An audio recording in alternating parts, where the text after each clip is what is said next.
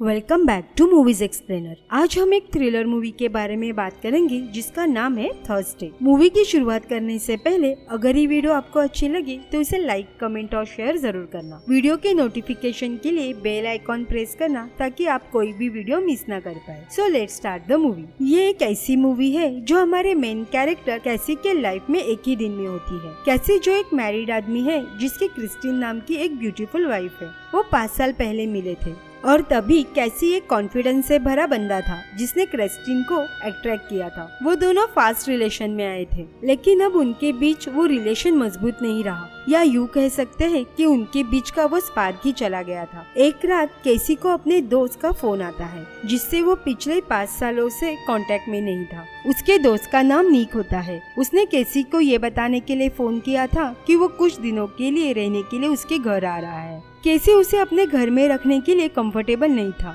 लेकिन वो कुछ नहीं कर सकता था क्योंकि निक कहता है कि वो शादी कर रहा है। तो अगले दिन कैसी क्रिस्टीन को निक के उनके घर आने के बारे में बताता है। क्रिस्टीन कंफ्यूज हो जाती है क्योंकि उसने कैसी से इस दोस्त के बारे में पहले कभी नहीं सुना था। वो सवाल करती है अगर वो रियली में उसका इतना अच्छा दोस्त था तो उसने पहले कभी निक के बारे में जिक्र क्यों नहीं किया। कैसी जवाब देता है कि क्रिस्टीन से मिलने से पहले वो कुछ बुरे लोगों के साथ मिल गया था और उन्हीं खराब आदतों के चलते वो बुरे काम भी कर रहा था। इसलिए उसने क्रिस्टीन को निक के बारे में नहीं बताया क्योंकि वो अपना पास्ट दूर रखना चाहता था। ये सुनकर क्रिस्टीन कुछ नहीं कहती क्योंकि उसे काम के लिए लेट हो रहा था। वो कैसी से कहती है कि उसे देर हो जाएगी क्योंकि उस रात उसने अपने बॉस के साथ रात में डिनर का प्लान बनाया था। जाने से पहले क्रिस्टीन कैसी को याद दिलाती है कि डॉक्टर जॉर्विस आज उसका इंटरव्यू लेने के लिए पहुँचेंगे, ये देखने के लिए कि क्या वो एक बच्चे को अडॉप्ट करने के लिए परफेक्ट है या नहीं। वो दोनों एक बच्चे को अडॉप्ट करने का प्लान बना रहे थे,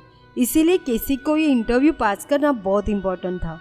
क्रिस्टीन चली जाती है और कैसी घर में अकेला होता है और कुछ घंटे बाद उसका दोस्त निक उसके घर आता है। इतने सालों के बाद मिलने पर वो दोनों एक दूसरे को गले लगाते हैं और काफी खुश होते हैं। निक कैसी से पूछता है कि वो क्या करता है। जवाब में कैसी कहता है कि अब वो एक आर्किटेक्ट है। उसका जवाब सुनकर निक हैरान हो जाता है। वो कैसी को बताता है कि तुम कितने बोरिंग हो गए हो। कैसी जवाब देता है कि जब से उसने पिछली जॉब छोड़ी है तब से वक्त बदल गया है। वो निक से उसकी वाइफ के बारे में पूछता है। निक उसे बताता है कि वो कुछ खास नहीं है। कैसी ये सुनकर थोड़ा कंफ्यूज हो जाता है। वो सोचता है कि निक एक ऐसी लड़की से शादी क्यों कर रहा है जिसमें वो इंटरेस्टेड ही नहीं है। थोड़ी देर बाद निक कैसी से कहता है कि उसे काम के सिलसिले में कहीं जाना है और उसके कार की कीज मांगता है। निक उसे बताता है कि उसकी कार का टायर फ्लैट हो गया है, इसीलिए उसे कैसी की कार की जरूरत है। तो कैसी निक को अपनी कार की चाबी दे देता है और निक बाहर निकल जाता है। कैसी काम पर वापस चला जाता है, लेकिन वो कंसंट्रेट नहीं कर पा रहा था, उसे नींद आ रही थी। तो वह अपने कमरे से बाहर निकलता है और उसे गेस्ट रूम में एक ब्रीफकेस दिखता है। कैसी ये कंफर्म करना चाहता है कि उस ब्रीफकेस के अंदर क्या है। वो उसे ओपन करके चेक करने का डिसाइड करता है, पर ऐसा करना उसे अच्छा नहीं लगता। लेकिन थोड़ी देर में वो चाकू से ब्रीफकेस खोलता है। कैसी तुरंत निक को फोन करता है और उसे कंफर्म करता है क्योंकि ब्रीफकेस के अंदर ड्रग्स होते हैं। कैसी निक पर अपने घर पर ड्रग्स लाने और उसके फैमिली को खतरे में डालने के लिए उस पर चिल्लाता है। कैसी निक से तुरंत अपना घर छोड़ने के लिए कहता है, लेकिन निक जवाब देता है कि वो ऐसा नहीं कर सकता और इन सब से वो निपट सकता है। इस पर क्रिश उसे पुलिस की धमकी देता है कि वो पुलिस को बुलाएगा और उन्हें ये बैग सौंप देगा, लेकिन निक बिल्कुल नहीं डरता। इसके बजाय वो कैसी से कहता है कि अगर वो पुलिस को बुलाता है तो वो उनके पास्ट के बारे में बता देगा। इसके बाद निक फोन कट कर देता है। कैसी परेशान होकर बैग को अपने किचन में ले जाता है। वो एक एक करके पैकेट्स को काटता है और वॉश बेसिन में डाल देता है। तभी डोरबेल बजती है। कोई पिज्जा डिलीवरी बॉय था। कैसी डोर आंसर करता है और उसे बताता है कि उसने पिज्जा ऑर्डर नहीं किया। इस पर वो बंदा पूछता है, क्या मैं तुम्हारा फोन इस्तेमाल कर सकता हूँ। कैसी ठीक है कहकर उसे अंदर लेता है, लेकिन जब वो बंदा घर के अंदर आता है तो वो कैसी को एक पंच मारता है और उस पर गन पॉइंट करता है। वो कैसी से ब्रीफकेस के बारे में पूछता है। कैसी जवाब देता है कि उसने पहले ही सभी ड्रग्स को फेंक दिया है। फिर वो अपने बॉस को कॉल करके ड्रग्स के बारे में बताता है। फोन कट करने के बाद वो कैसी से कहता है कि ब्रीफकेस मिले या न मिले, उसे कैसी को मारने का ऑर्डर मिला है। कैसी फिर फाइनल विश के लिए उसे पूछता है कि क्या वो स्मोक कर सकता है, तो वो आदमी कैसी को स्मोक करने देता है और अपने बारे में भी बताता है। वो कैसी को बताता है कि वो सिंगर बनना चाहता है, वो एक एल्बम रिकॉर्ड करने से पहले कुछ पैसे कमाने के लिए ये काम कर रहा है। थोड़े टाइम के बाद वो केसी से कहता है कि उसके मरने का टाइम हो गया है और जैसे ही वो ट्रिगर खींचने वाला होता है उसे अपने दोस्त का कॉल आता है। उसका दोस्त कहता है कि अगर उसे रिकॉर्ड डील करनी है तो उसे अभी एक गाना गाना होगा। वो अभी गाना गाना नहीं चाहता लेकिन इस गोल्डन मोमेंट को भी मिस नहीं करना चाहता था। वो केसी को कैसेट लगाने के लिए कहता है और फिर एक गाना गाना शुरू करता है। केसी बस कंफ्यूज होके ये देख रहा था। वो हिटमैन फिर धीरे धीरे पूरी तरह से अपने गाने में खो जाता है और फिर केसी मौका देख के हिटमैन पर हमला करके उसे बेहोश कर देता है। वो हिटमैन को डक्ट टेप से बांधकर अपने गैराज में रखता है। केसी उसे बताता है कि आमतौर पर वो उसे मार सकता था लेकिन वो अब चेंज हुआ है, इसीलिए वो उसे नहीं मारेगा। तभी फिर से डोरबेल बजती है। केसी चेक करने जाता है तो दरवाजे पर डॉक्टर जार्विस थे। उन्हें देखकर केसी जल्दी से खाने की मेज साफ करता है और फिर कमरे में स्प्रे करता है। वो दरवाजा खोलता है और इंटरव्यू शुरू होता है कि केसी एक बच्चे को अडॉप्ट करने के लिए फिट है या नहीं। केसी थोड़ा सा डरा हुआ था। डॉक्टर जार्विस उससे कुछ चीजों के बारे में सवाल करते हैं। केसी घबराहट में उनके सवालों के जवाब देता है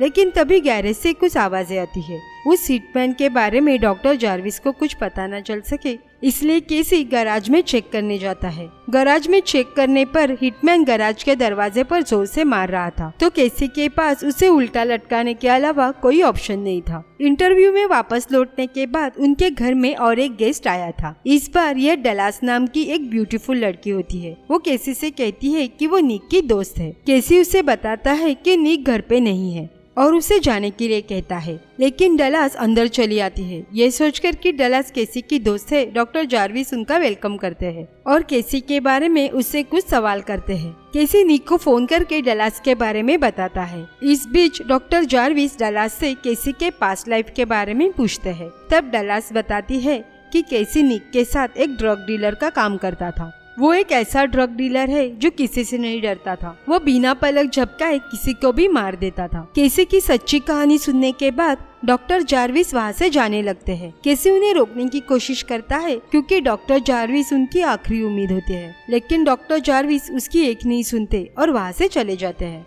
उनके जाने के बाद डलास केसी को गन पॉइंट पे लेती है। वो उसे एक कुर्सी से बांधती है और उसे उन $2 मिलियन के बारे में पूछती है जो निक अपने साथ लाया था। केसी ने सिर्फ डॉग्स देखा था तो वो जवाब देता है कि वो किसी भी पैसे के बारे में कुछ नहीं जानता और उसने उस हादसे के बाद ये काम छोड़ दिया था। हमें पता चलता है कि केसी ने एक प्रेग्नेंट औरत की हत्या की थी। इस बात से वो गिल्टी महसूस कर रहा था, इसलिए उसने गैंग छोड़ने का भी फैसला किया और अभी वो एक नॉर्मल लाइफ लीड कर रहा है। डलास उसकी कहानी के लिए उसका मजाक उड़ाती है और उससे कहती है कि वो निक के आने का इंतजार करेगी। तब तक वो केसी के साथ थोड़ा पर्सनल टाइम स्पेंड करने का प्लान बनाती है। केसी कहता है कि वो मैरिड है। ये सुनकर डलास और भी एक्साइट होकर उसके साथ जबरदस्ती करने लगती है कि तभी एक बंदा डलास को गोली मार देता है।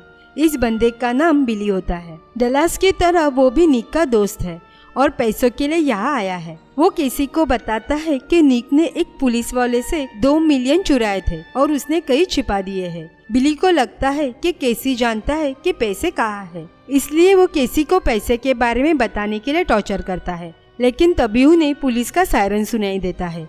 बिली अपने टॉर्चर टूल्स नीचे रखता है और चेक करने जाता है। उसी समय केसी खुद को फ्री कर लेता है।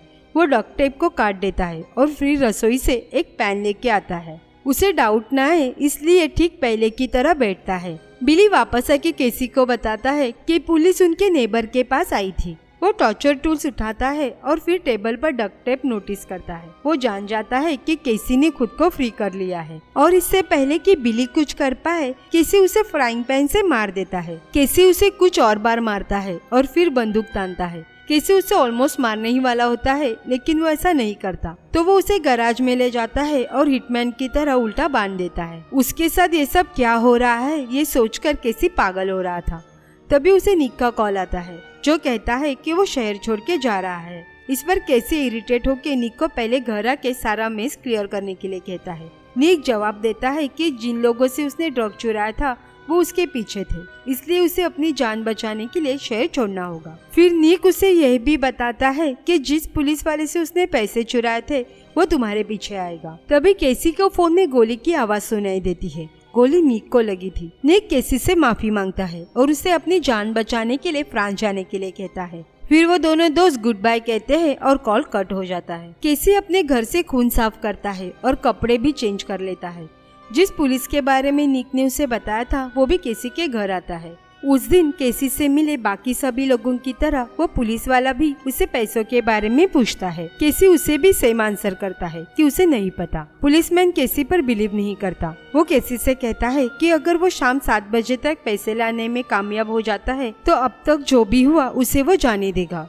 वो केसी को उसके गैराज में डेड बॉडी और 2 आदमियों को लेकर ब्लैकमेल करता है। पुलिसमैन पूछता है कि बॉडी कहाँ है। केसी उसे गैराज में ले जाता है और वहाँ उन दोनों को उल्टा लटका हुआ देखकर पुलिसमैन उन दोनों को शूट कर देता है। वो केसी को बताता है कि उसके पास अपने पैसे लाने के लिए शाम 7 बजे तक का समय है। इसके बाद केसी डेड बॉडी को डस्टबिन में फेंकने के लिए कार से निकल जाता है।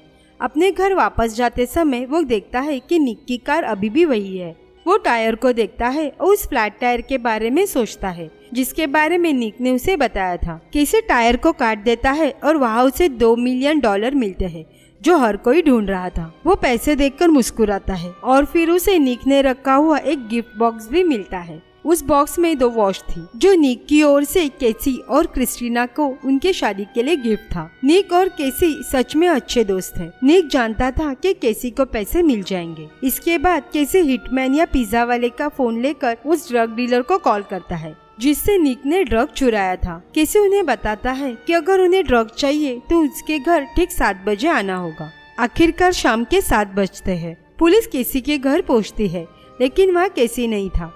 अपने हाथों में बंदूक लेकर ड्रग्स डीलर भी वहाँ पहुँच जाता है। पुलिस और ड्रग्स डीलर आमने सामने होते हैं। आप अंदाजा लगा सकते हो कि आगे क्या हुआ होगा। हम देखते हैं कि केसी क्रिस्टन से मिलने जाता है। केसी को वहाँ देखकर क्रिस्टन उसे पूछती है कि तुम यहाँ क्या कर रहे हो। केसी जवाब देता है कि वो फ्रांस जा रहा है। वो चाहता है कि क्रिस्टिन भी उसके साथ आए। क्रिस्टिन समझती है कि केसी ने खुद को मुश्किल में डाल दिया है। क्रिस्टिन थोड़ी सी कंफ्यूज हो जाती है। यहाँ उसका करियर है लेकिन वो केसी से भी बहुत प्यार करती है। यह सोच करके क्रिस्टिन उसके साथ नहीं आएगी। केसी अकेले जाने का डिसाइड करता है लेकिन क्रिस्टिन केसी को रोकती है और उससे कहती है कि वो उसे नहीं छोड़ना चाहती। वो केसी के साथ जाने के लिए तैयार होती है। केसी फिर उसे $2 मिलियन दिखाता है। क्रिस्टिन पूछती है कि उसे इतना पैसे कहाँ से मिला। केसी कहता है कि एक बार वो फ्रांस पहुँचेंगे तो उसे सब कुछ बता देगा। इसके बाद दोनों अपनी अपनी कार में निकल जाते हैं और फिल्म यहीं पे खत्म होती है। सो आपको ये मूवी कैसी लगी कमेंट करके जरूर बताना।